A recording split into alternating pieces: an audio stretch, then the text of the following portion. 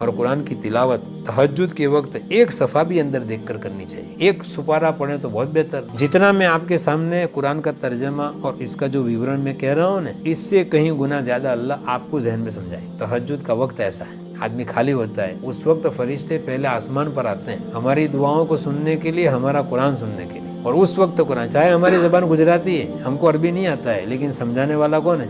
अल्लाह है।